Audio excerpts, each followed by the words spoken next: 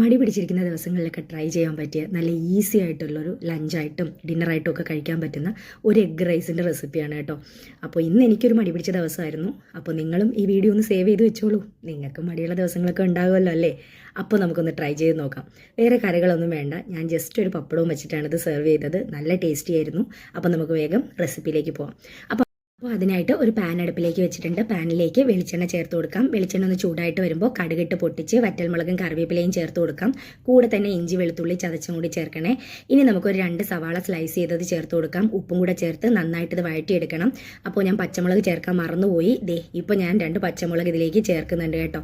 ഇനി നമുക്ക് സവാള നന്നായിട്ട് വഴണ്ട് വരുന്നത് വരെ വെയിറ്റ് ചെയ്യാം. സവാള വഴണ്ട് കഴിഞ്ഞാൽ നമുക്കിനി ഇതിലേക്ക് പൊടികൾ ചേർത്ത് കൊടുക്കാം. മഞ്ഞൾപ്പൊടി, മുളക് പൊടി, ഗരം മസാലപ്പൊടി, ചിക്കൻ മസാലപ്പൊടി, ഇത്രയും പൊടികളാണ് വേണ്ടത്. പൊടികൾ ചേർത്ത് പച്ചമണം മാറുന്നത് വരെ വഴറ്റിയെടുത്ത് കഴിഞ്ഞിട്ട് നമുക്കിതിലേക്ക് തക്കാളി ചേർത്ത് കൊടുക്കാം.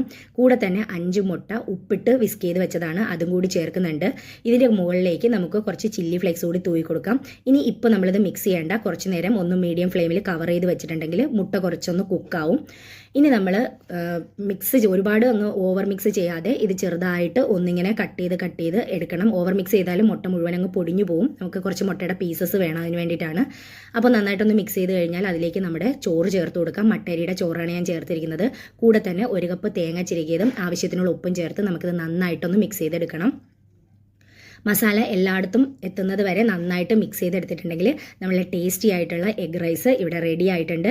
അപ്പോൾ ഒരു മസ്റ്റ് ട്രൈ ആയിട്ടാണ്. അപ്പോൾ എല്ലാവരും ഒന്ന് ട്രൈ ചെയ്ത് നോക്കാൻ മറക്കരുത്. ഒരു ലൈക്ക് കൂടെ അടിക്കാൻ മറക്കരുത് കേട്ടോ.